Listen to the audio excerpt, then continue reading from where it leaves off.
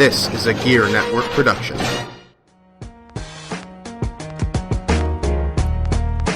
Ladies and gentlemen, it's your boy, Mr. Perez, and you're listening to the Better Live Than Dead podcast, brought to you exclusively on Gear Network.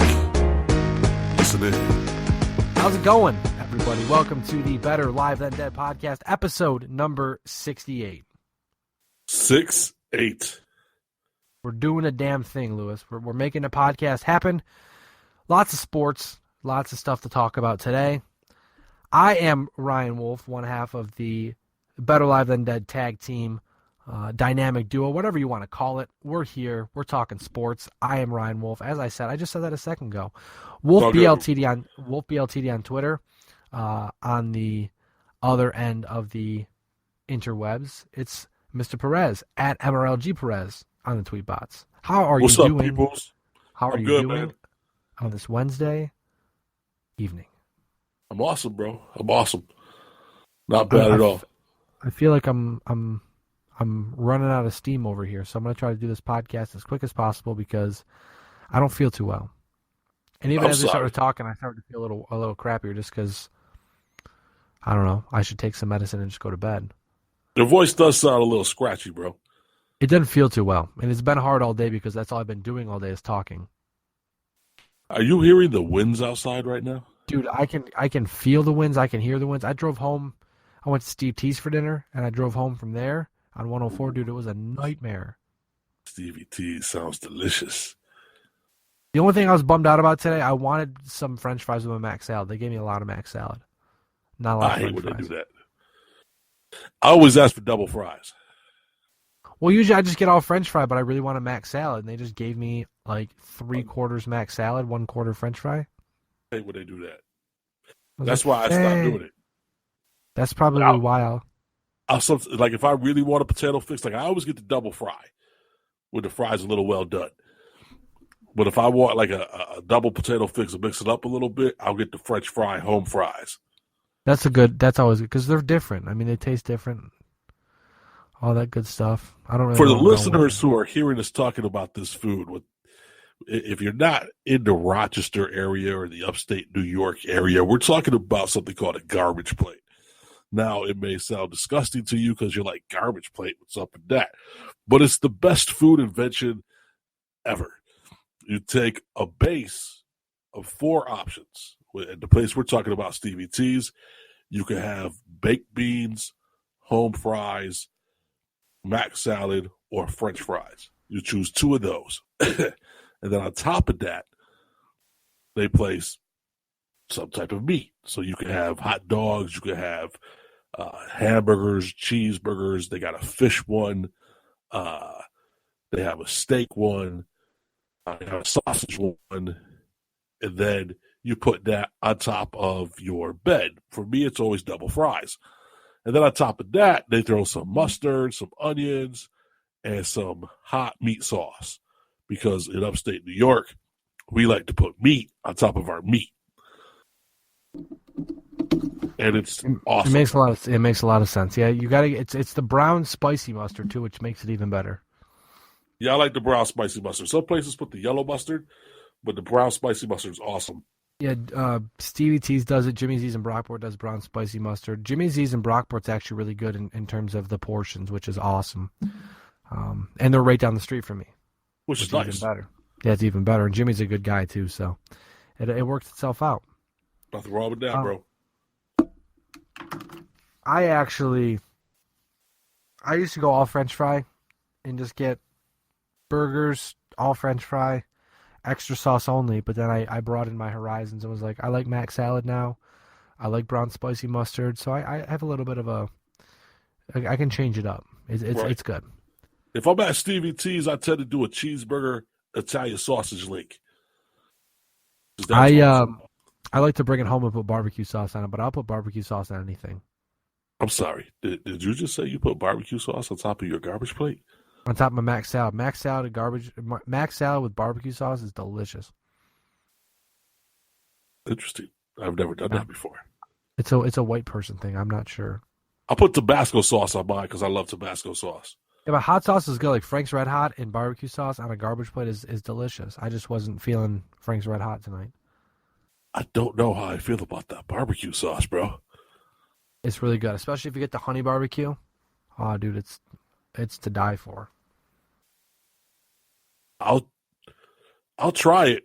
I'll try anything once when it comes to food, basically. But I don't know. As someone who's been eating garbage plates literally like my entire life, and I have the gut to prove it, there's two things I don't like on my garbage plates. One is ketchup, especially if it's the original garbage plate. If I'm going to Tahoe's downtown, which the originator of the garbage plate, or if I'm going to Stevie T's, which was his son's place, I don't like ketchup on it. Every place else, I'll put ketchup on it, like Shaler's.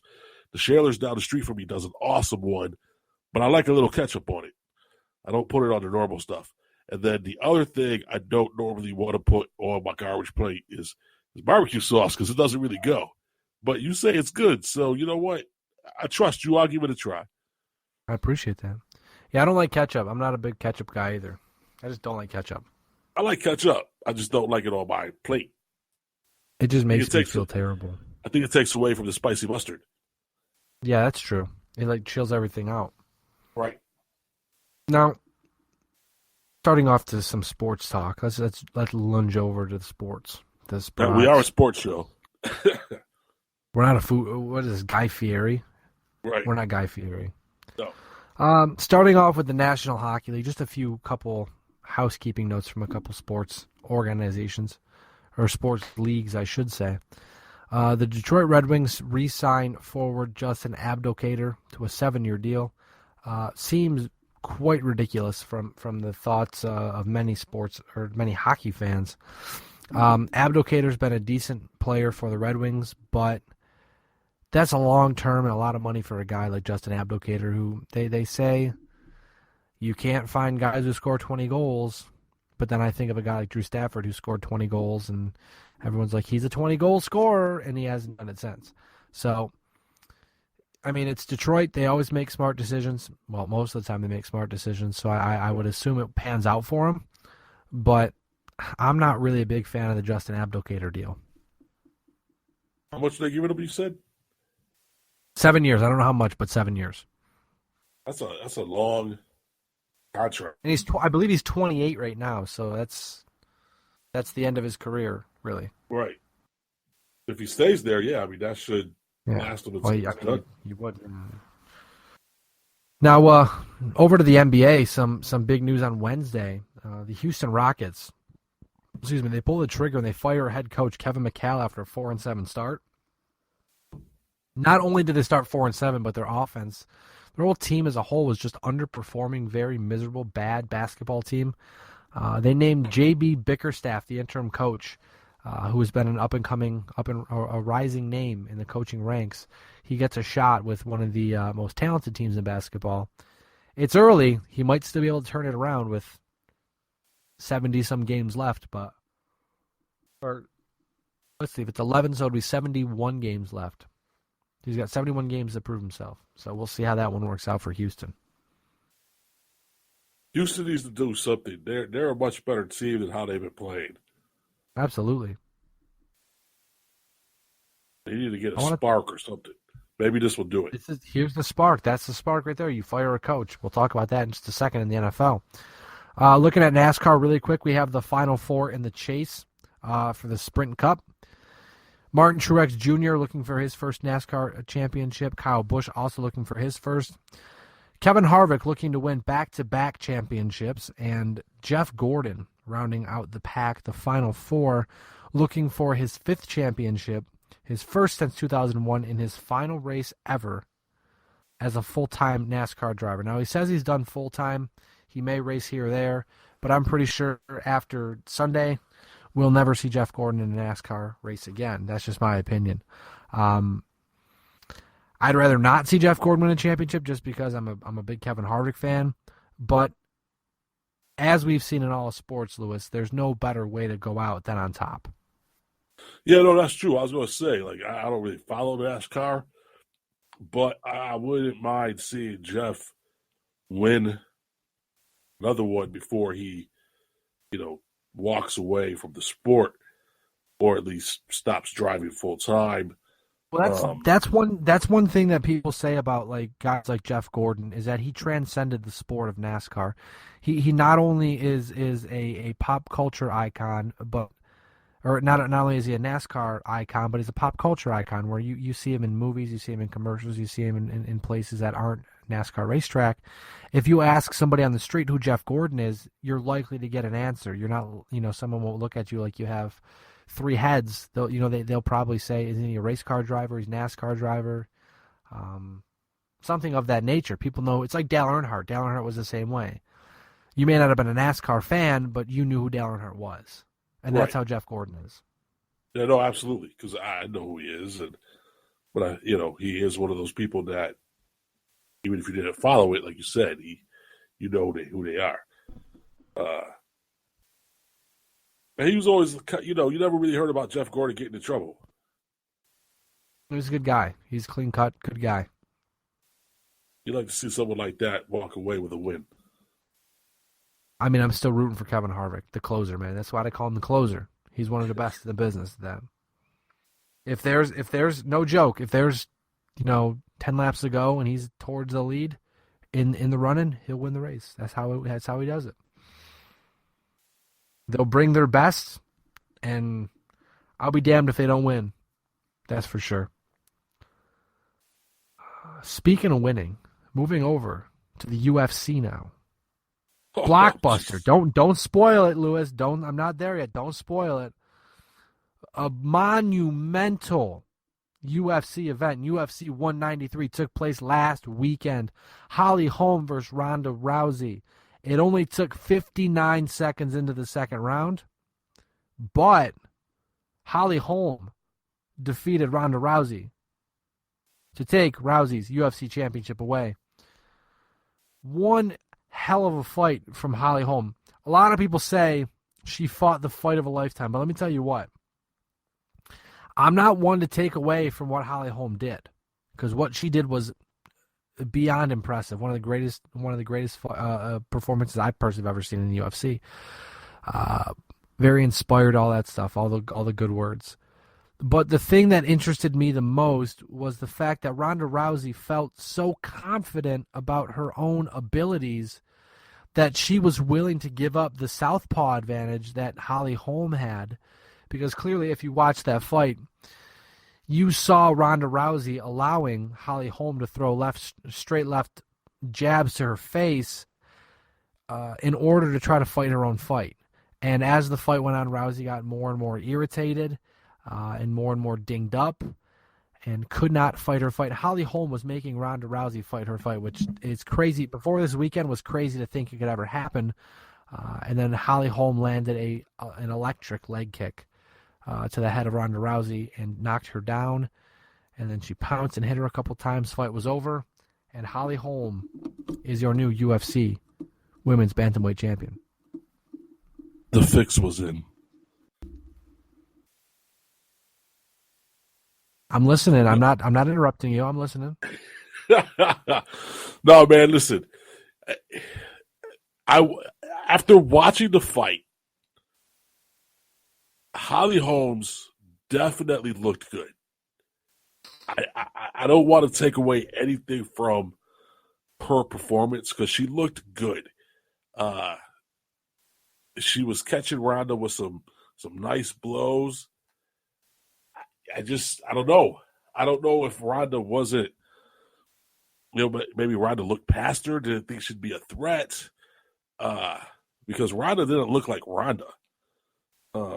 No, she'd been distracted. The entire camp had been full of distractions, and it just seems, I don't know if the weight of her caught up to her. I guess the weight of her career, everything that she's been doing, the movies, getting ready to do movies, her personal life, see, that's in the octagon life. It just seems like everything was a perfect storm.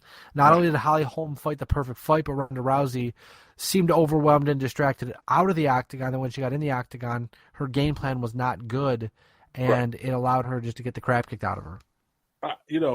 She is leaving to do a couple movies. Like, she was going to take a break to do a couple movies. And I don't know, if you know your champion is about to walk away for a little bit, why would you want them holding on to a title? Oh no, I understand that. I mean, I get the logic off that, like what Taz was saying on his podcast. You know, right? Why would you want her to leave? I'm mirroring what Taz is saying. Yeah, why would you want her to leave with the championship? But then again, if she wins, it's her and Cyborg at 200. But now she doesn't win, so it's going to be her versus Holly Holm likely at 200. I just don't know if she would fight at 200. She's got like Ronda Rousey movies that she's about to do.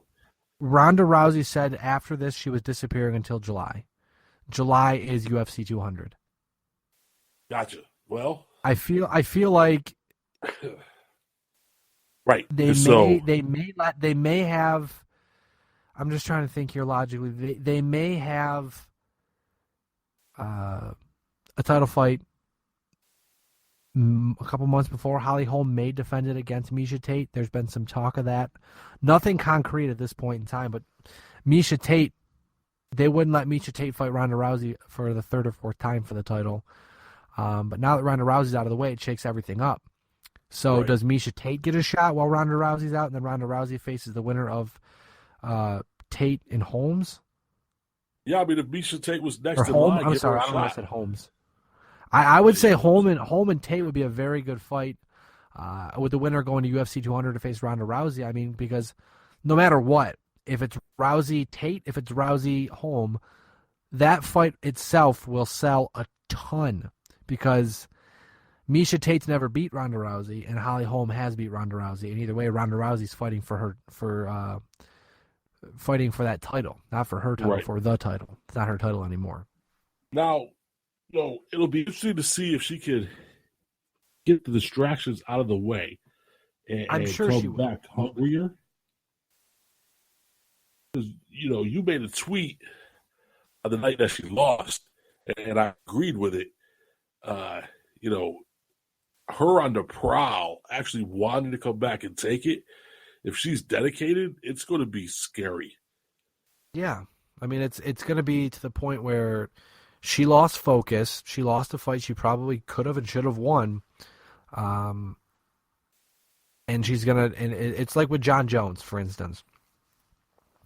You see John Jones had the world. I mean, it's a different scenario. It's apples to oranges, so I know it probably doesn't, it's unfair to compare the two.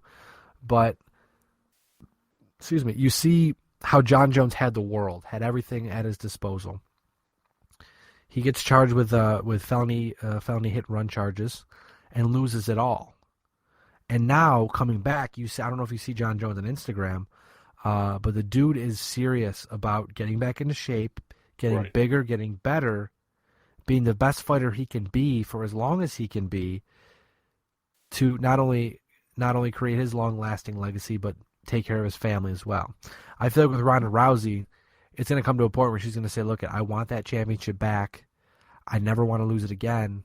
I'm going to prove to the world and to myself and to the UFC fans, everybody out there, that right. This is my championship, and I'm never going to lose it again. No matter the opponent, no matter the distractions, no matter anything, it's going to be my championship. And I feel like that's what we're going to see from Ronda Rousey. We're going to see dedicated, she's not going to be worrying about outside distractions. It's just eyes on the prize and ready to go, because, she absolutely has a career outside of the UFC when it comes to acting. Just hopefully not any Marvel movies, because I know a lot of people want to see her in Marvel movies. I don't want to see her in any Marvel movies, but that's a different conversation for a different time. No, she's doing a remake of Roadhouse. Yeah, but there was a lot of rumors that she was going to be like Miss Marvel or something like that. I can't remember what it was. I can't remember. Miss Marvel. I'll have to get back to you on that one. But her acting skills are not very good.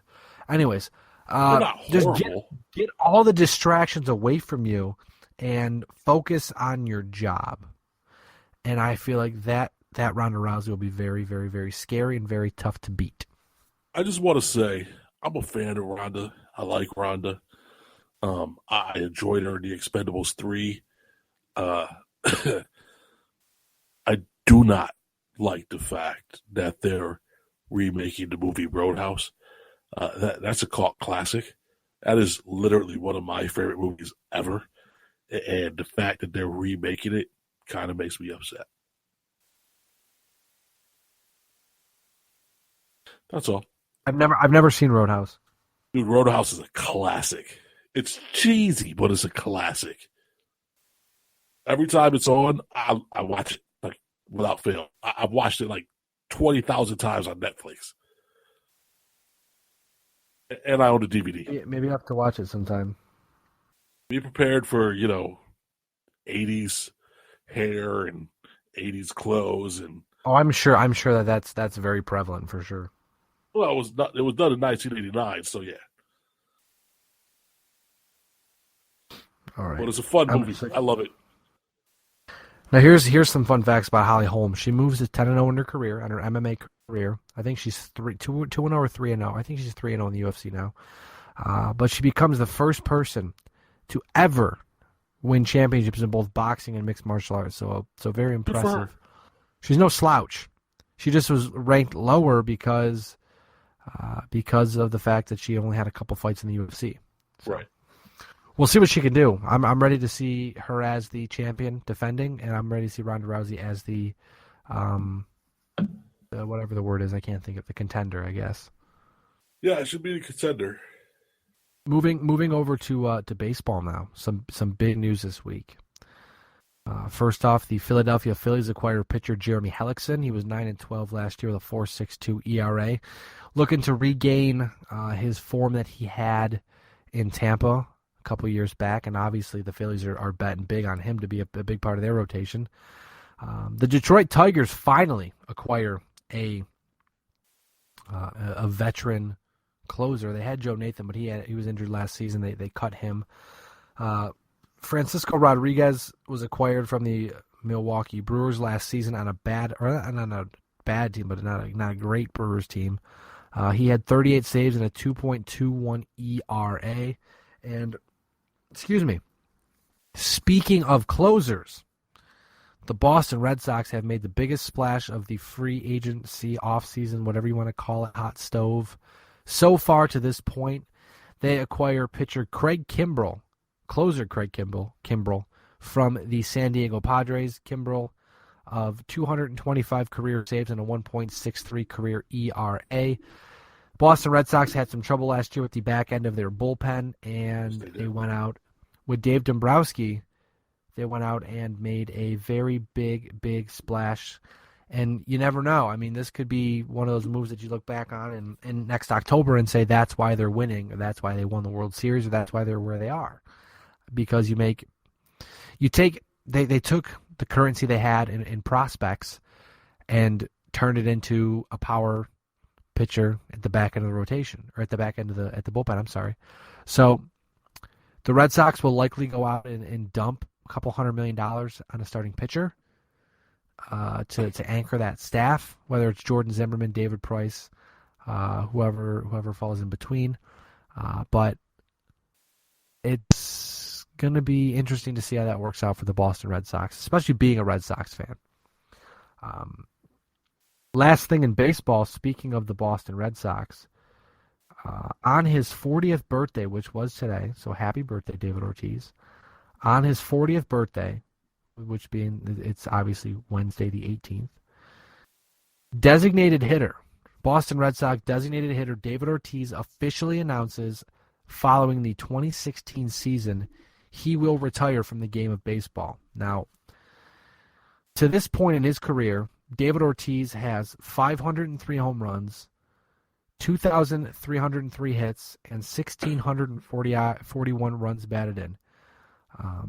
Mixed in with his postseason stats of a 295 average, 17 homers, 60 RBIs, 3 World Series titles, and a 2013 World Series MVP. Lewis, being unbiased here, obviously, because we all know you're a Yankee fan. I'm a Red Sox fan. Being unbiased here, do you believe David Ortiz is a future Hall of Famer? Oh, absolutely. Absolutely. I don't think you can't put him in the Hall of Fame. Not with those numbers. I mean, he won 3 World Series. He was an MVP. Don't forget, he's also one of 4 men ever in the history of baseball to hit 500 home runs and have at least 3 World Series championships. The other 3, Babe Ruth, Mickey Mantle, and Reggie Jackson. That's pretty good company. Oh, that's not bad company at all. Yeah, you got to put the thing I look at is BaseballReference.com has a Hall of Fame monitor where they take stats and they have their own algorithm and they put numbers together, and they're usually very, very, very spot on. They set 130 as a virtual lock for Hall of Fame induction. David Ortiz currently is at a 154. For a guy who rarely plays a position, has been a career DH, and he's still considered a virtual lock for the Hall of Fame. I mean, at some point in time, the baseball writers, and it may start happening soon, because obviously we mentioned a couple weeks ago that the class has been whittled down from 600 to 450. At some point in time, we're going to have to see a designated hitter go in the Hall of Fame, whether it's Edgar Martinez first or David Ortiz first. Some DH is going to have to go in. It's like with the influx of relief pitchers. You have Billy Wagner, Trevor Hoffman on the ballot this year, and a lot more coming after this year. You're going to start seeing an influx of relievers and DHs being talked about being inducted into the Hall of Fame. Not all are deserving, that's for sure, but there are some that do belong in the Hall of Fame. Well, Edgar Martinez definitely does too. I think so. Yeah, I think that's fair. And I just believe the argument. It's funny because they argue that DHs don't play a position, but they do. I mean, it's almost easy. It's a good argument to have that. It's almost harder to sit on a bench and stay warm and stay in the game as a DH than it is to be on the field in the action, diving for balls, throwing guys out, what have you.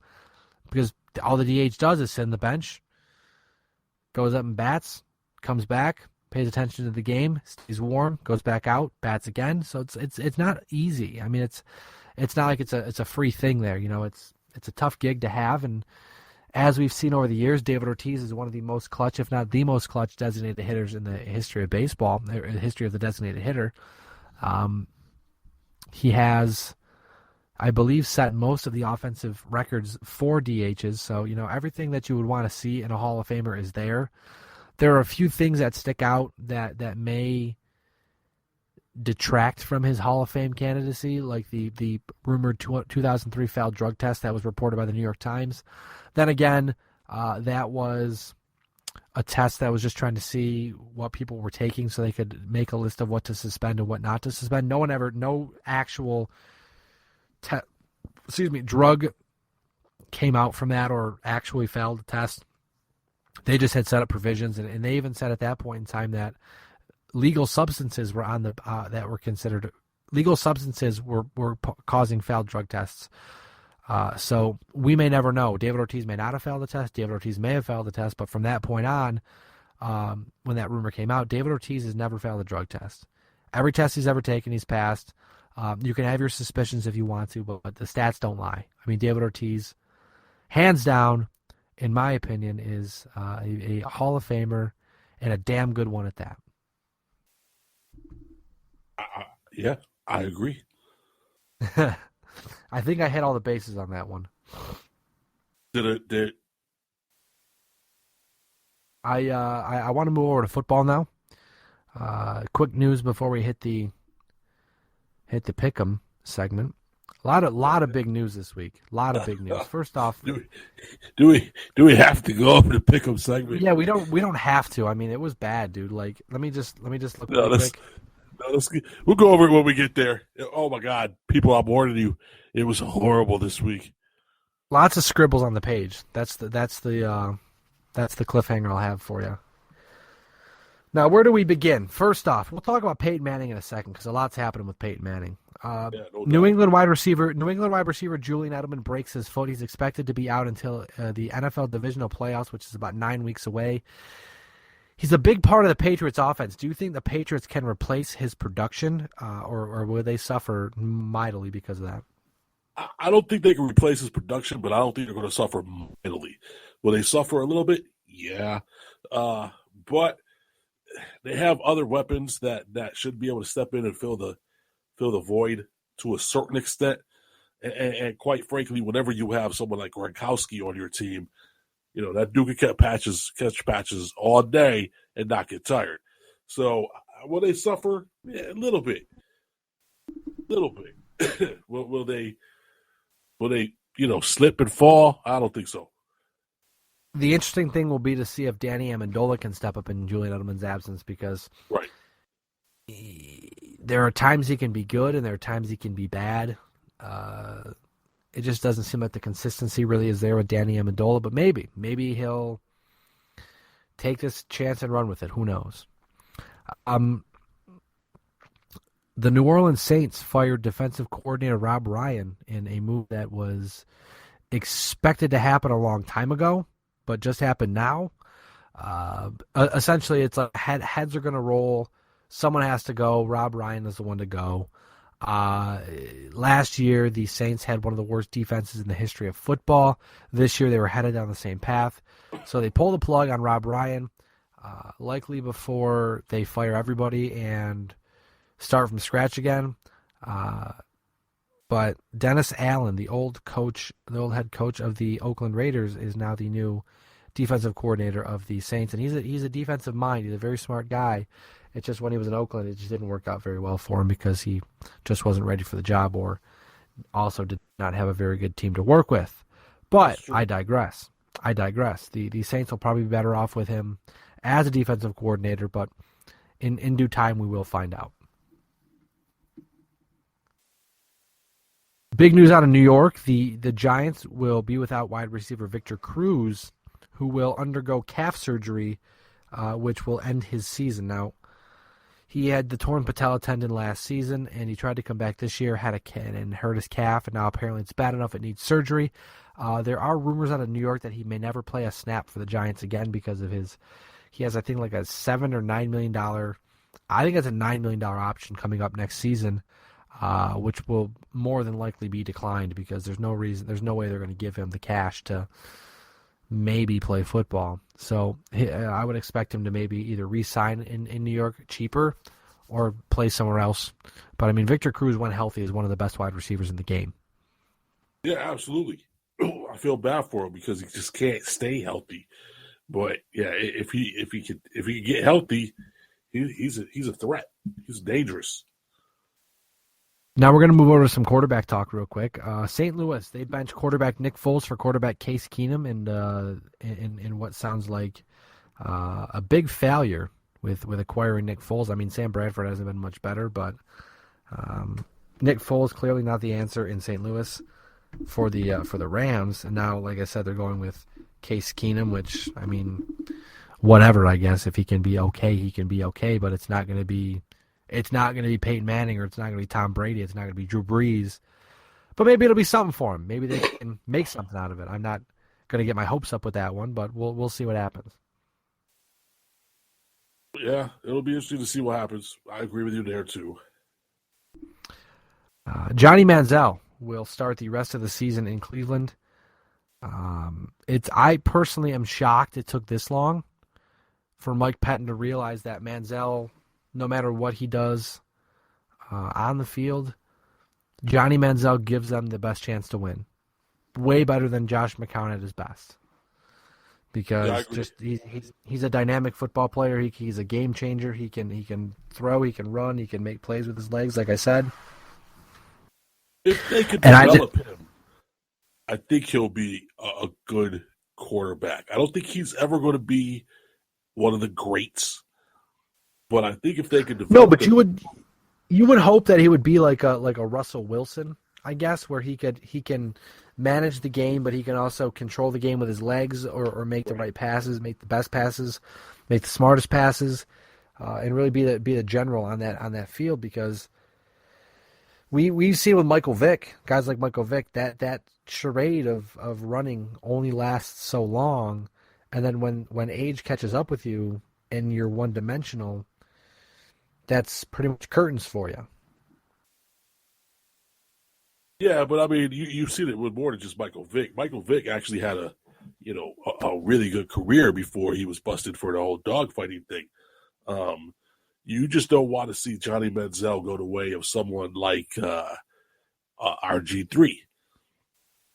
I think we both did a very good job of picking the extremes. I picked the extreme positive, you picked the extreme negative, because Vic had a good start and then fizzled out once his speed slowed down a little, and then RG3 just had a bad rap because he started off really well and then just got mishandled by the Redskins. And I wouldn't be surprised, this is just a bold prediction, I guess, but if RG3 gets cut in the offseason and goes somewhere else and actually turns out to be okay, because but you gotta handle him correctly. The problem with RG3, he's not playing. The reason he's not playing. Well, sorry to cut you off, Louis. The reason he's not playing right now is because if he gets hurt, that money that they're going to cut him to save all becomes guaranteed.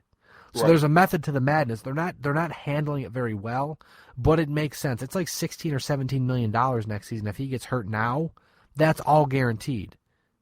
So if you keep him from playing. Well, first off, he'll be super healthy next season, hopefully, for whoever he signs with. And also, they can get out of the contract enough to pay him that $16 or $17 million.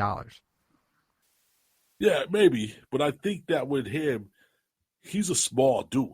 They got to put some more mass on him because he likes to scramble, and these people like to hit scrambling quarterbacks. And if you don't have some size to you, you're going to suffer through things like RG3 has. He's fragile, and they need to work on making him less fragile. I just don't believe that Kirk Cousins is better than Robert Griffin. I just don't buy it. No, but he had a really good game on Sunday. He's able to make it work, but I'm just not buying it. No, me neither. But he had a really good game on Sunday. Did you speaking of Sunday? Did you catch the Titans and Panthers on Sunday by chance?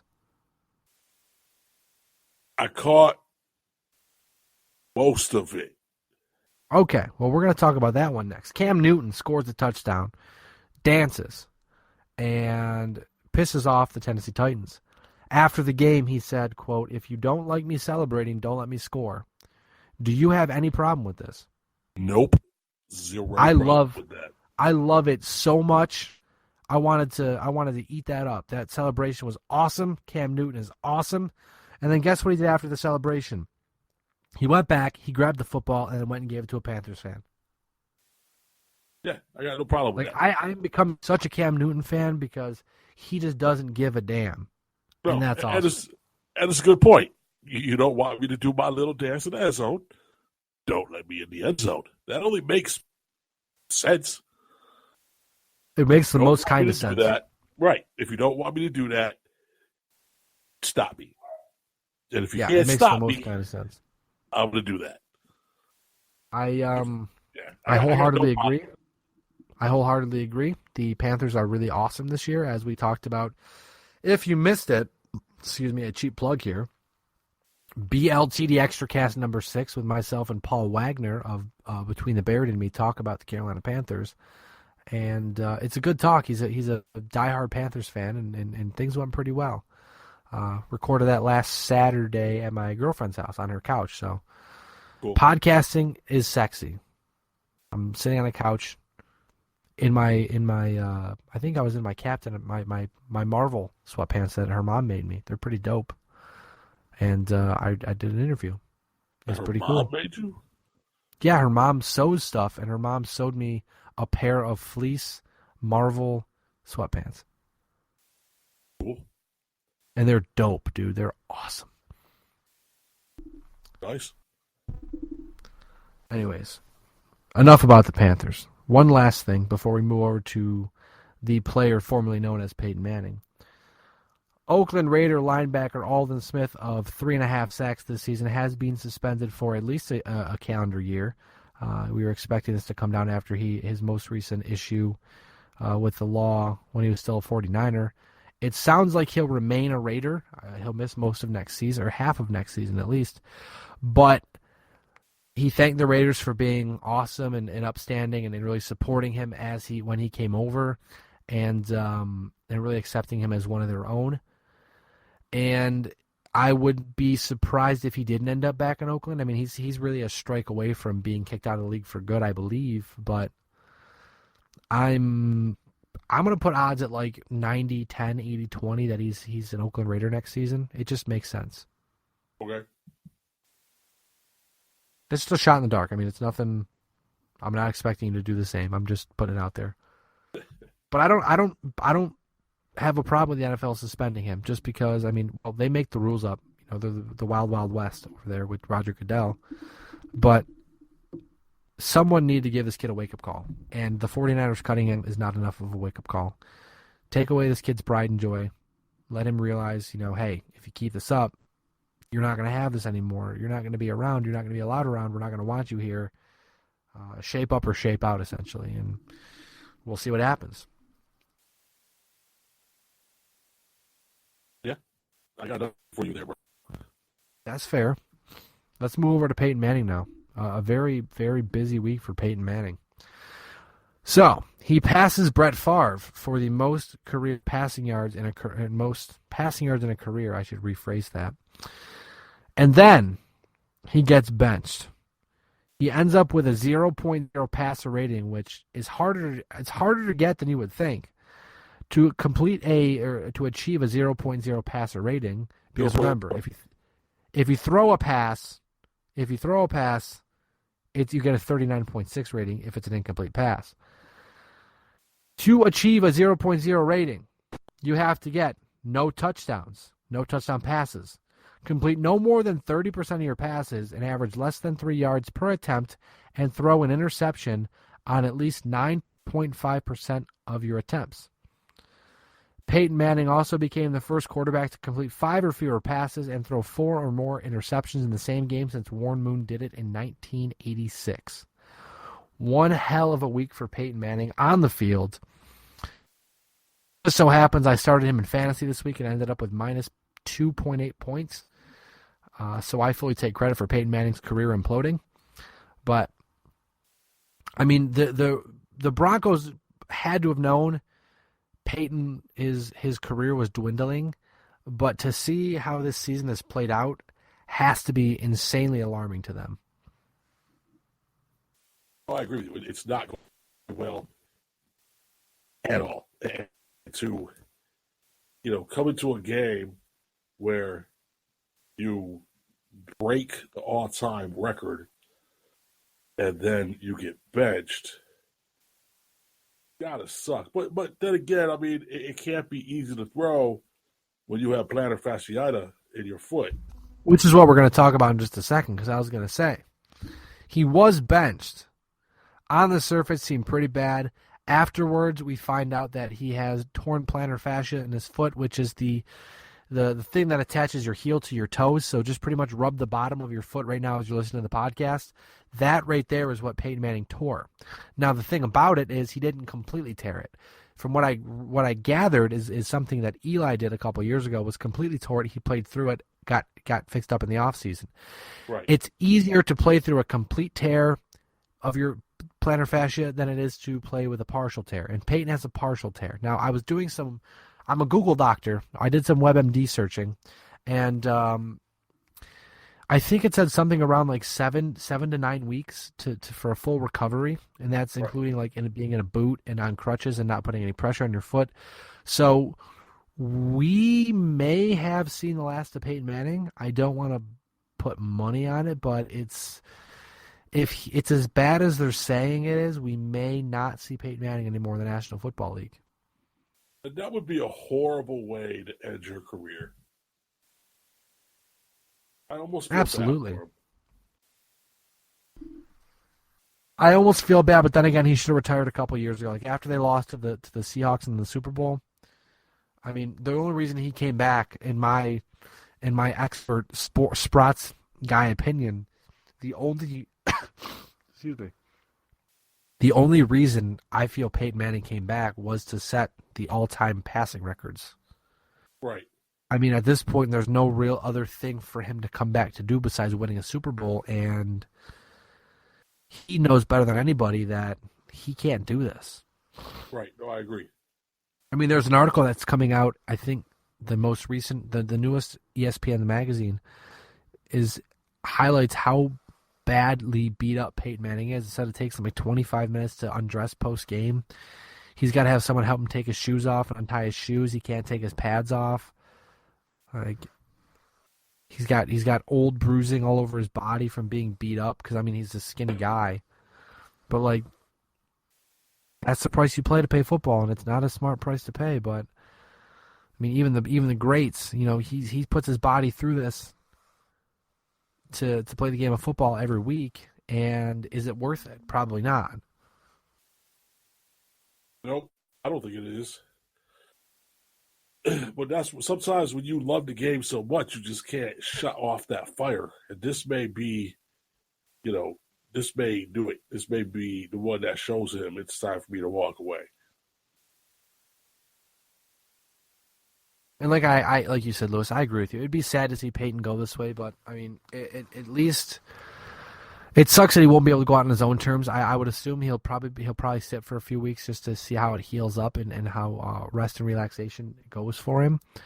But at this point, I mean, in my opinion, I don't know why I keep saying my opinion. First off, if I'm saying something, that's my opinion. I don't have to say my opinion. Yeah, what I'm saying is my opinion. You already know that. I don't need to keep saying it. It's Brock Osweiler's team at this point. But I don't know if that's a good thing. The defense is good, borderline great. The run game is kind of non-existent, but he still has good receivers, and there's still talent around him. So if he can't make do with the team that he has, it's probably not going to be Brock Osweiler time in Denver for too long. I mean, he'll probably be able to play this year and you know, whatever, but I believe he's a free agent after this year, so this is like a big moment for him as well for his career and to evaluate him. But I mean, honestly, at this point, Denver's probably better off at quarterback without Peyton Manning, which is crazy for me to think that I would ever say that a team would be better off without Peyton Manning at quarterback. But we've seen how he's played, and it's just not Peyton Manning. No, it's time to walk away. Time to ride off into the sunset and make more commercials. Make more State Farm commercials or Nationwide or whatever the hell you do. Right. Nationwide. So now moving over to Week 10. It was a very bad week. Not any fault of our own. Not any fault of our own, Lewis, because just so much crazy stuff happened. And we'll just run over it really quick. I'll just go game by game and we'll highlight what was crazy about the game. Excuse me. First off, Baltimore and Jacksonville. We all expected Baltimore to play up to their play up to their strength, and they did not. So whatever there. Green Bay, Detroit. Well, I mean, come on now. Like, Green Bay should have won that game. Green Bay's in a hell of a slide right now. Detroit take advantage of it. Philly, Miami. Well, that game come was to find close. out though that you know the quarterback was injured. Aaron Rodgers is injured. Yes, Aaron Rodgers is injured. He's not starting on Sunday. Where did I miss this? It's possible, but yeah, he's not starting Sunday. He's injured. Hold on. You have to remember, I'm not on Twitter all the time, so this is news to me. You're I'll on check. Twitter. You're on Twitter a lot. Not anymore, dude. Yeah, so I don't know if he got injured during the game, but he's currently limited in practice. I think there's no reason why he won't play. I'm assuming he's limited in practice because they're just not going to. There's no reason to waste the bullets in practice if you know he's going to be fine for the game. But I don't see anything about him not starting. I'm betting he'll start. But by the way, kudos to Aaron Rodgers. I'm not sure if you saw after the game, he called out a Packer fan, for an anti-Muslim remark during the moment of silence. Good on you, Aaron Rodgers. Seriously. But like I said, I'm quite confident Aaron Rodgers will be in the starting lineup on Sunday, barring some crazy happening. As of news that I saw yesterday, he wasn't. So if it changed today, maybe. I just looked and I saw nothing. I just saw limited, but I don't see why he won't start. The Eagles, we had the Eagles over the Dolphins, and the Eagles lost a close game, but I mean, you can blame that on Sam Bradford getting hurt and being pulled from the game with what appears to be a concussion and a separated shoulder. We all had St. Louis over Chicago, and Chicago won, which was kind of shocking because St. Louis' defense is really good, and they couldn't stop the Bears. Nope. We had Dallas over Tampa, which I don't even know. That's like a wet fart at this point. I mean, it was like, what the hell happened there? Washington blew up New Orleans, which again was shocking to say the least. I had Minnesota over Oakland, which I kind of, Minnesota's for real. Oakland's good, but Minnesota's for real. We all had Denver over KC, but obviously without Peyton Manning to kind of drag that offense along by the old ball and chain, they lost. Yep. Lewis, you had Seattle. I mean, that game was kind of a toss-up, but Arizona held on to win. And then, for a second there, I thought Seattle was going to pull it out for me. I actually think I did the math. I think I did the math wrong here, because Cincinnati didn't win, and I counted that as a win for you. No, so I think, lost. yeah, I know. I did math wrong. Hold on 1 second. 1, 2, 3, 4, 5, 6, 7, 8, 9, 10. Okay, so I did do math wrong. Yeah, dude, I went like 3 for 11. Oh. Like 3 for 10. You went 4 and 10. Yeah, 4 and 10. I can't math at all. That's dynamite. Not that you and John did much better.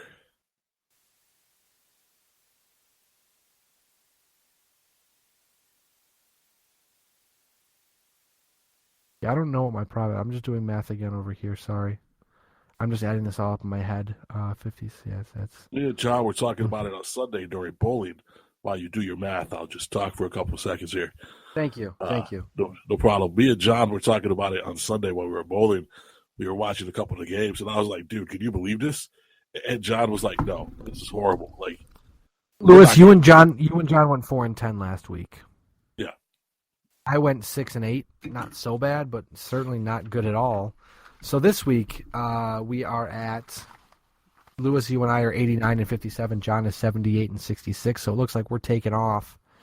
Barring a complete collapse, we're taking off. right. This week we have 6 games that are not agreed upon. The 6? first being Tennessee. Well, it's a lot of them are John. Just to put that out there. Jacksonville, Tennessee. Lewis, you and I have Jacksonville. John has Tennessee. Indianapolis, Atlanta. You and I both have Atlanta. John has Indianapolis. Baltimore and St. Louis. We have Baltimore. John has St. Louis. Denver, Chicago. You and John have Chicago. I have Denver. I'm going with Denver's defense being good enough that they can drag their ass on offense and win the game. I thought about that, but they didn't do it against the Chiefs. And while but then again, that was something where they were without Aqib Talib. Also, kind of a shock to the system because they lost their quarterback in that game. Yeah, I don't know. I mean, it looked like the Bears found something on Sunday, and they may carry it forward with this game. Not to mention, too, it's Denver against their old coach, John Fox. They'll probably want to make a statement as will John Fox. So that'll be a good game, I do think. San Diego, Kansas City. Lewis, you and I have San Diego. John has Kansas City. Minnesota, Green Bay. Lewis and I have Minnesota. John has Green Bay, and that wraps it up. Actually, no, it does not. There's one more to add to the list. I didn't check it, so that's 7. So I guess if John is completely right this week, he can catch up and maybe pull back in, but if not, he's going to fall very, very, very behind. Lewis and I have New England. John has Buffalo. I'm buying what the Bills are selling, but not against the Patriots. That's simple as that. Yeah, me neither. And they can afford to lose to the Patriots because they still play a good enough schedule where they can make the playoffs without beating the Patriots. I agree. Now, I want to point something out real quick. Okay. So, about 3 weeks ago, maybe 3.5 weeks ago, McDonald's started running these commercials for their NFL promotion where Coach Mike Ditka was somehow convinced to put on some Packers gear. And the Packers haven't won since. I didn't even think about that. Yeah. Like, oh, my goodness. First of all, you never would have thought Mike Ditka was going to put on some Packer stuff. Yo, money talks, man. Seriously. Exactly. I'm sure McDonald's has paid them a lot of money.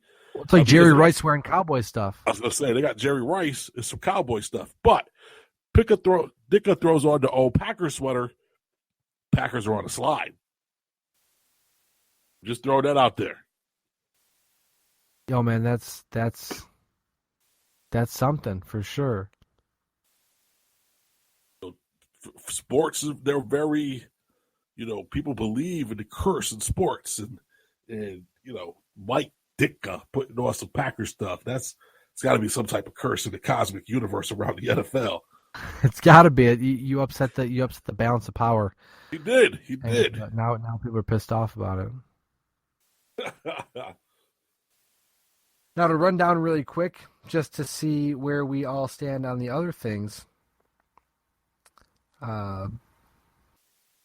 We all have Carolina beating Washington. We all have Oakland beating Detroit.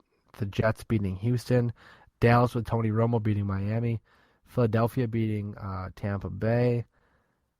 And Seattle taking over the 49ers with Cleveland, New Orleans, the Giants, and Pittsburgh all on a bye week right now. So, that just about does it for the podcast this evening. My voice hurts real bad, so I'm going to try to wrap this up as quickly as possible. We've gone about an hour, a little under an hour, which is not bad. 9, which will be nice, very nice. We'll discuss more sports. I'm sure we'll have some more, hopefully have some more hot stove stuff to talk about. More football news. I know this week has been kind of news centric, but there's not really much discussion to be had besides just the news stories. So we'll try to get back to some more discussions next week. Hopefully I'll feel better. I'm sure I'll be a little more miserable because my schedule changes from 9 to 5 right. to 2 to 11, so that'll be adorable. But the next time we talk, I'll only have worked a day, so I won't be so mad. But maybe as they say, Lewis, crap, it does happen. I can't believe I only have 4 games right last week. That's crazy. Dude, I couldn't believe it as I was like watching it. I'm like, oh, we could have been so right. We could have been, I could have taken such a big lead if I just picked that. And I'm like, but in my right mind, I never would have picked Detroit over Green Bay. No, never. I never would have picked Tampa Bay over Dallas, even with Matt Castle at quarterback.